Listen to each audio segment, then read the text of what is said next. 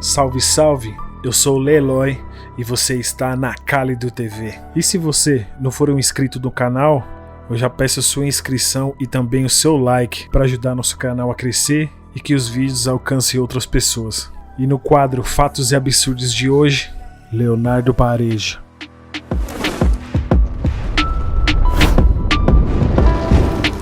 E no Fatos e Absurdos de hoje, a gente vai trazer uma história de um dos maiores bandidos do Brasil. Esse cara aí tumultuou. E a gente vai contar um pouco sobre a história dele aí. Leonardo Rodrigues Pareja nasceu em 26 de março de 1974. Adotado quando bebê por Luísa Rodrigues dos Santos e que se casou com o empresário Pedro Pareja. E por Pedro ser bem mais velho que Luísa, decidiram adotar Leonardo porque Pedro não podia mais ter filhos. Até os seus 9, 10 anos foi uma criança que sempre teve tudo.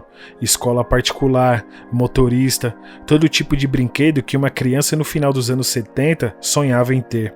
Mas a família entrou em uma crise financeira e perderam tudo, tendo que vender os imóveis, carros e mudarem totalmente o estilo de vida, indo morar na periferia. E foi assim que se deu início à vida de crimes de um dos mais famosos bandidos do Brasil. Então não é desculpa e nem regra pro cara começar a frequentar ou morar, né, até uma convivência na periferia, que ele vai se tornar uma má pessoa, né? Porque dentro da periferia, a lei da sobrevivência, todo mundo sabe que a parada é embaçada, tem todo tipo de pessoa, tá ligado? A gente que mora na periferia tá ligado como que funciona. E ele teve um mentor, né, um cara que fazia uns roubos e tal, que depois ele mesmo, com as palavras dele, ele falou que esse cara aí ficou no chinelo dele, né, que ele tinha passado e tinha virado um bandido maior ainda. Fui pra periferia, foi quando eu comecei a ter o envolvimento do crime, foi quando eu comecei a ver de perto drogas, assaltantes, ladrões, coisas roubadas. Eu comecei a ver a marginalidade mais de perto.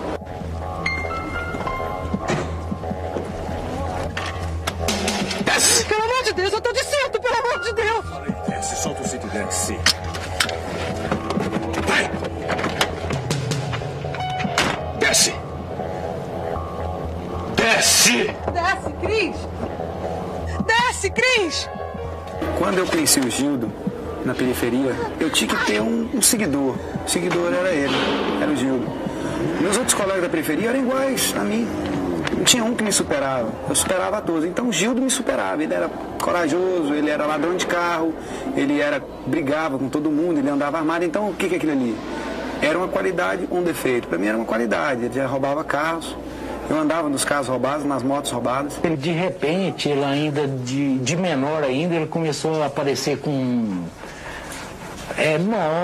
moto grande lá, coisa sofisticada, moto bonita, carro. Ele que me apresentava, ele que me levava nas rodas. Aquilo eu estava entrando naquele mundo. E ele me colocou. E depois eu superei ele 20 vezes. Uma das coisas e absurdas, assim, uns fatos impressionantes que ocorreu na vida, né, criminosa do Pareja foi o seguinte: ele relata que em uma noite ele assaltou 11 postos de gasolina. Cara, é coisa pra caramba. E tem um trecho aí no documentário aí que eu vou pôr pra vocês verem ele retratando, falando um pouco sobre isso aí, tá ligado? Quando eu assaltei os 11 postos de gasolina, foi a primeira vez que eu fui preso de maior e cheguei aí em detenção. Mas veja bem, eu assaltei 11 postos numa noite só, um atrás do outro, em seguida, em menos de uma hora.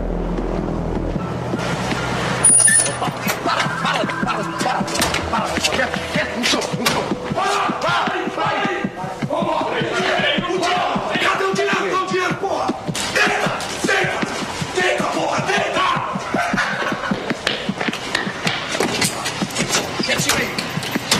Ninguém fala porra nenhuma! Tira, porra! Vamos lá! Eu fiz um verdadeiro salseiro de Goiânia. Botei a rota todinha pra andar atrás e eles não me pegaram. Parado! Deita! Dá o dinheiro! Deita, porra!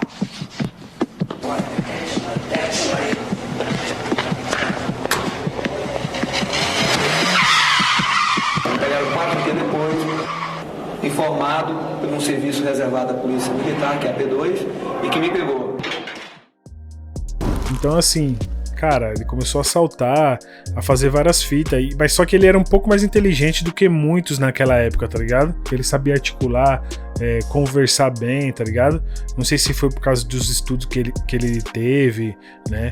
Uma oportunidade de ter uma boa educação, não sei. Mas ele tinha essa articulação, ele tocava, né, mano? Mas só que fazia uns assaltos, né? Queria um estilo de vida fora das suas condições reais, né?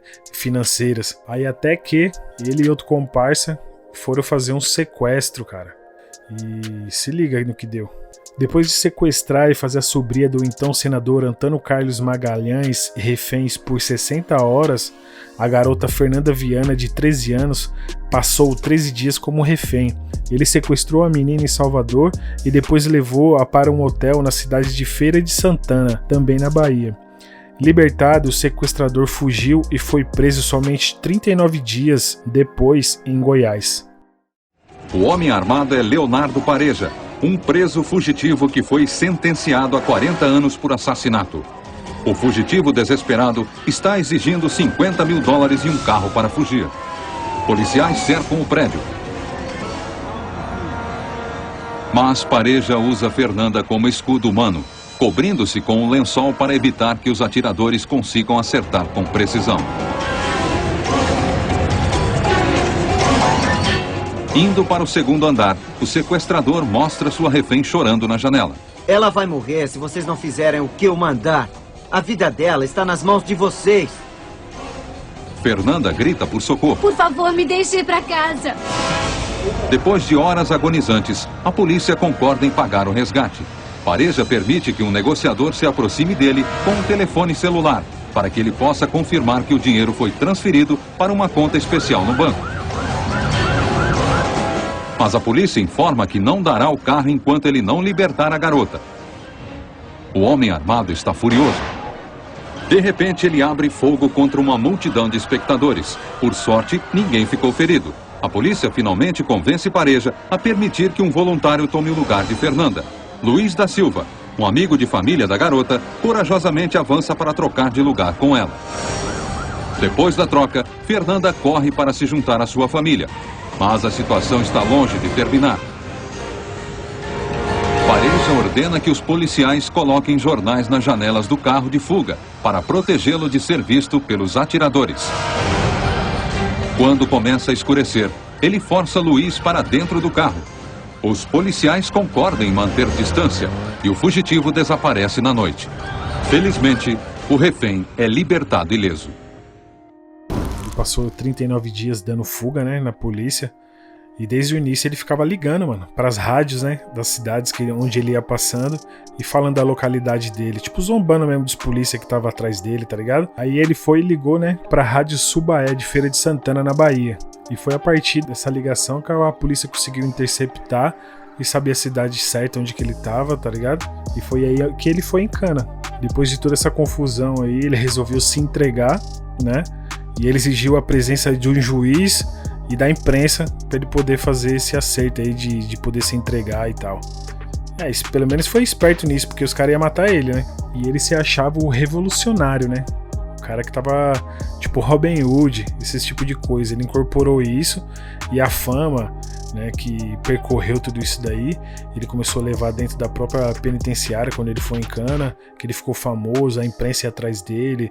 Meu, não que subiu pra cabeça, mas ele usou também dessa popularidade dele aí pra expressar as opiniões e os pensamentos dele, tá ligado? Principalmente pra reforçar os motivos de por que ele fazia aquilo. E no documentário Vida Bandida de 1996, cara, ele é bem focado bem nessa parte aí na vida do Pareja, quando ele tá preso e eles fazem essa rebelião, onde que eu vou contar os fatos agora. Eles tomaram a cadeia, fizeram uma mega rebelião, né, em Sepaigo, lá em Goiás, e foi ele que promoveu, né, a negociação entre os presos e o governo, né, e que garantiu a liberdade, né, dos parceiros, dos cúmplices dele, tá ligado?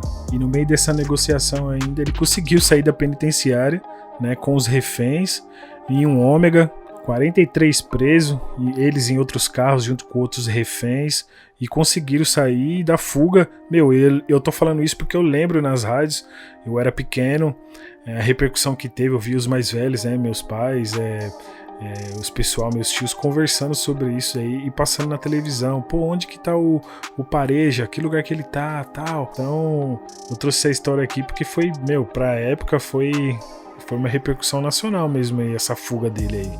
Ele deu fuga, no outro dia os polícia foi pegar ele, entendeu? E ele dando fuga, junto com alguns outros reféns, tava o diretor da cadeia, tava advogado.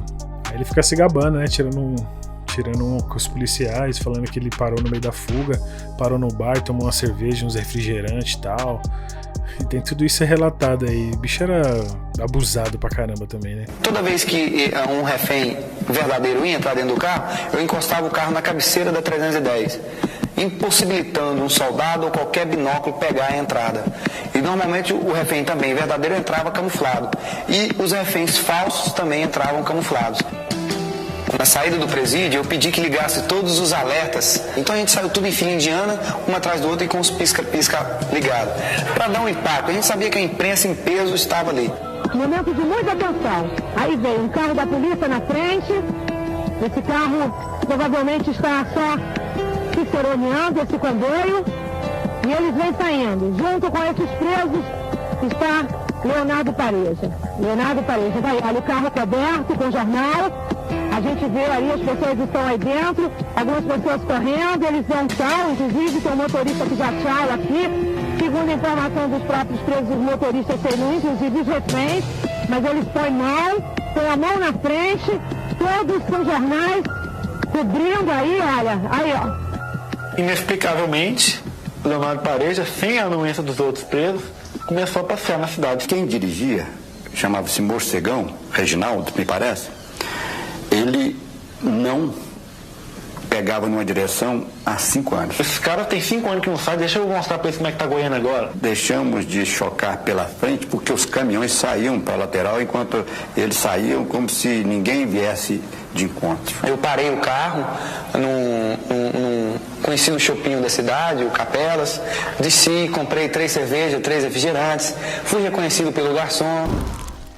E nesse documentário é legal que, mesmo sendo tanto tempo que foi produzido, dá pra tirar uma noção de quem era ele, porque eles filmaram e recolheram o material de quem era a pessoa, o Pareja em si, né? Mas o Pareja, ele não imaginava, ele exigia tanta lealdade dos parceiros dele. O ser humano, eu não sei qual é que é, nem sei o que aconteceu, ninguém soube realmente o que aconteceu. 8 meses, né, após essa fuga, né? Em dezembro de 1996, ele foi assassinado dentro da cadeia, né? E tomou vários tiros, como que entra a arma e tal. Vai saber, esses caras aí tem de tudo dentro da cadeia, né? E quem matou ele foi o Baixinho, né? O Pigmeu, o Baixinho. Aquele que, nesse próprio documentário aí, se passava como parceiro dele, né?